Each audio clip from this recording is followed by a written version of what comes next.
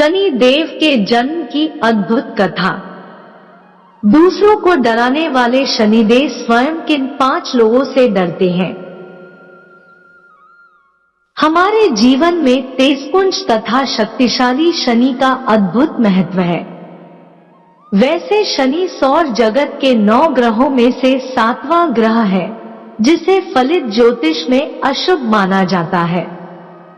आधुनिक खगोल शास्त्र के अनुसार शनि की धरती से दूरी लगभग 9 करोड़ मील है। इसका व्यास 1 अरब 42 करोड़ 60 लाख किलोमीटर है तथा इसकी गुरुत्व शक्ति धरती से 95 गुना अधिक है।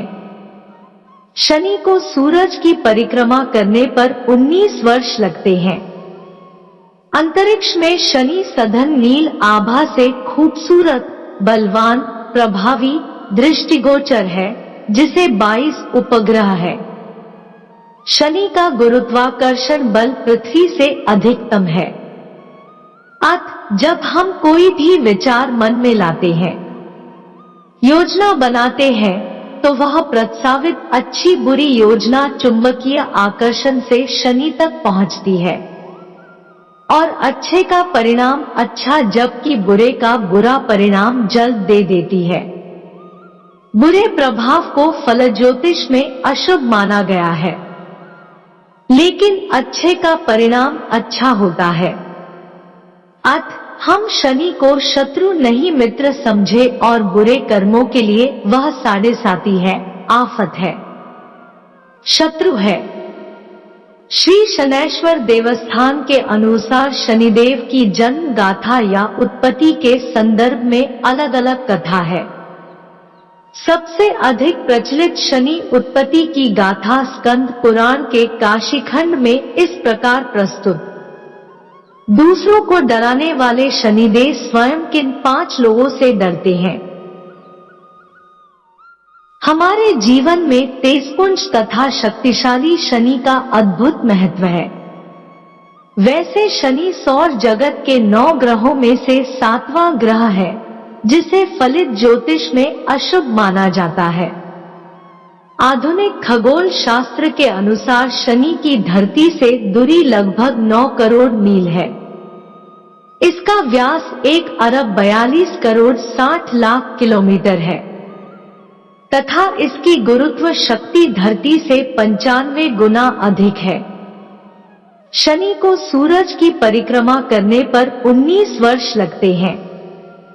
अंतरिक्ष में शनि सघन नील आभा से खूबसूरत, बलवान, प्रभावी, दृष्टिगोचर है, जिसे 22 उपग्रह है। शनि का गुरुत्वाकर्षण बल पृथ्वी से अधिकतम है।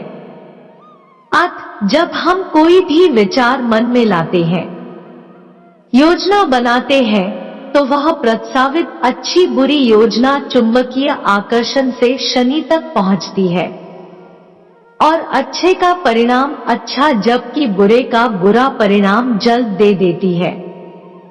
बुरे प्रभाव को फल ज्योतिष में अशुभ माना गया है, लेकिन अच्छे का परिणाम अच्छा होता है।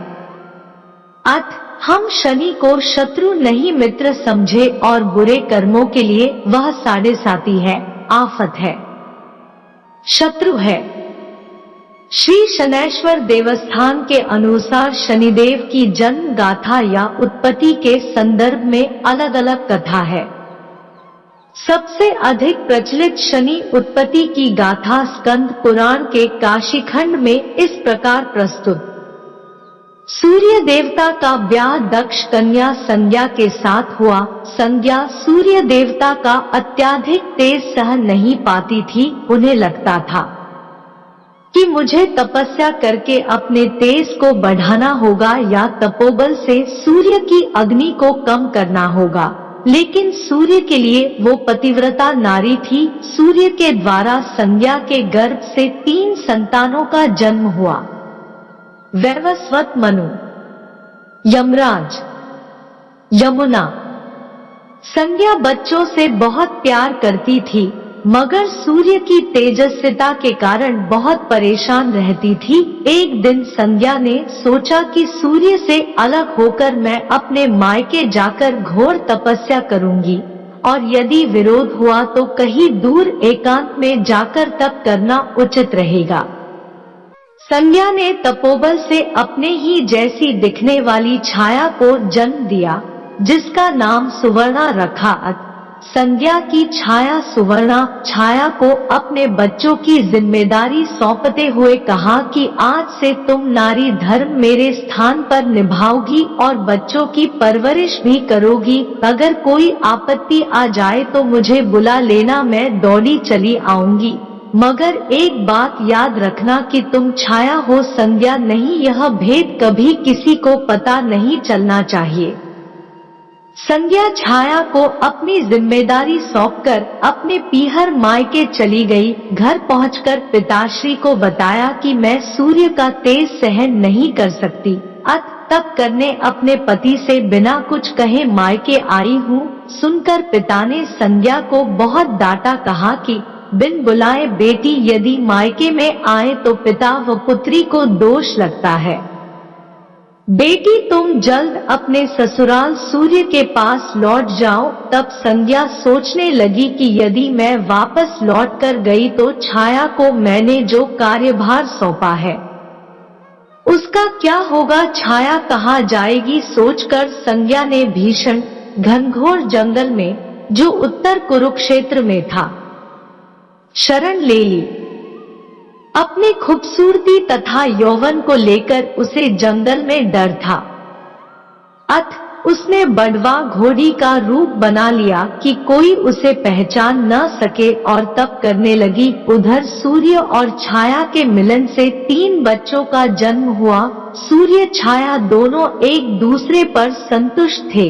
सूर्य को कभी संदेह नहीं हुआ छाया ने जिन 3 बच्चों को जन्म दिया वे हैं मनु शनिदेव, पुत्री भद्रा, तप्ती। दूसरी कथा के अनुसार शनिदेव की उत्पत्ति महर्षि कश्यप के अभिभावकत्व में कश्यप यज्ञ से हुई। जब शनिदेव छाया के गर्भ में थे तो शिव भक्तिनी छाया ने शिव की इतनी तपस्या की कि उन्हें अपने खाने पीने तक का ख्याल नहीं रहता था।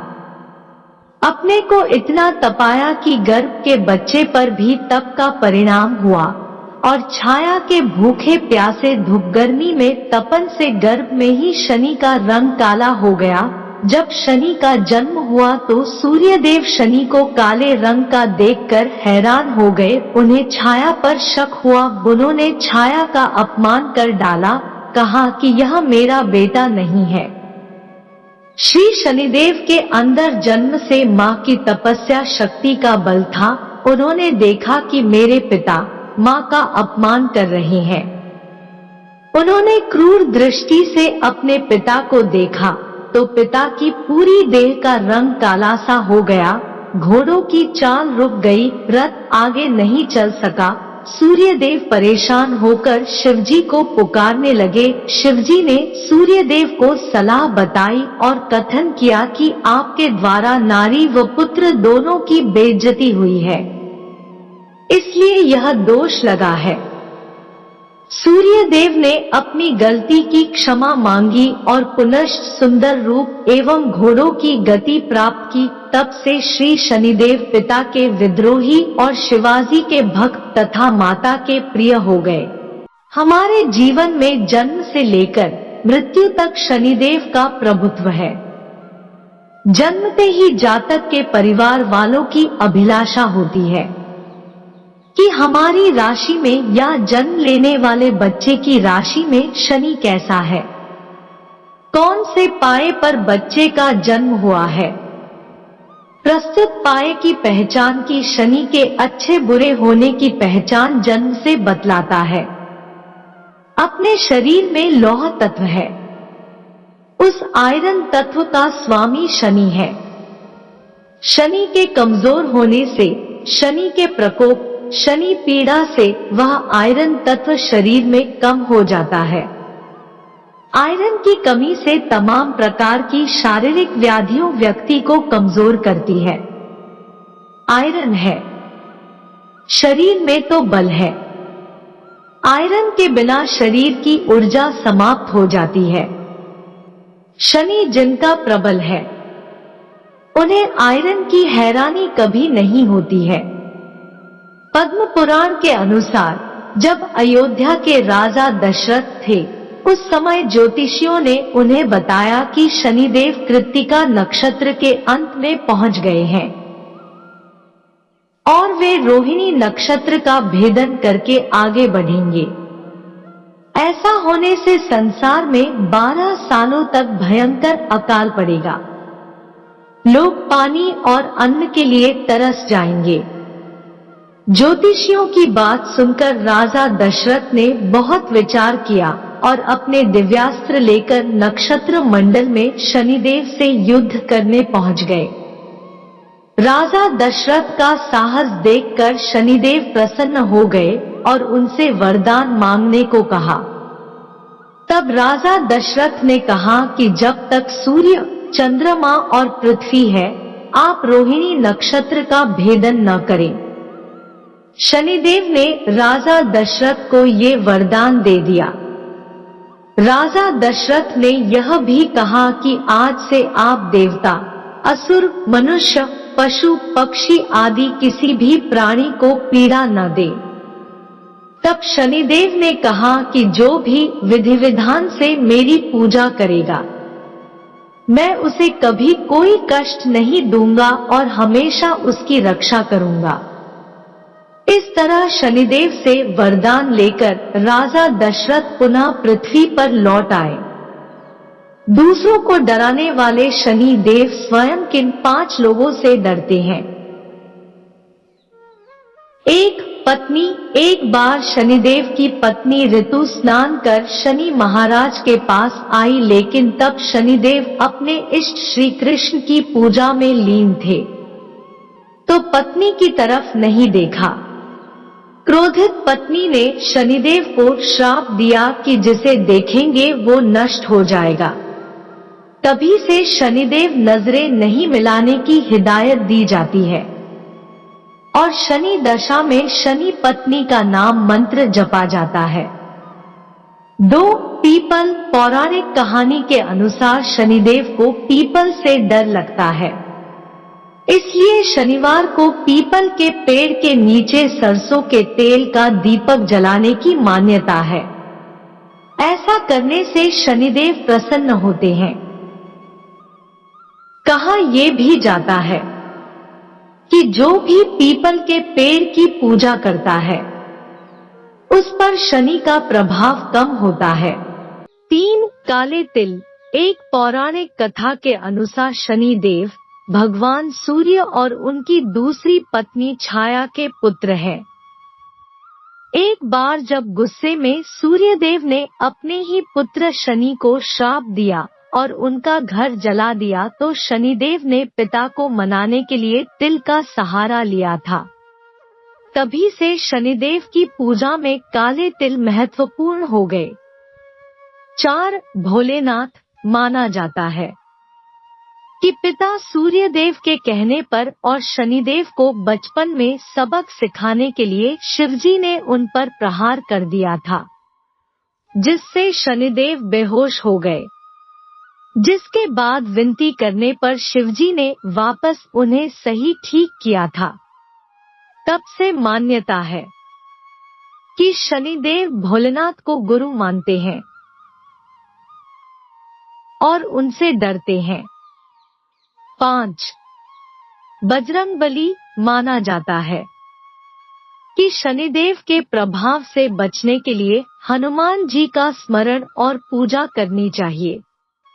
ऐसा करने से शनि की महादशा का भी कोई प्रभाव नहीं पड़ता है और शनि दोष से मुक्ति मिलती है। पवन पुत्र हनुमान से शनिदेव बहुत डरते हैं। 6. श्री कृष्ण। एक बार की बात है, शनिदेव तपस्या में लीन थे। तब श्री कृष्ण जी ने कोयल के रूप में उन्हें दर्शन दिए।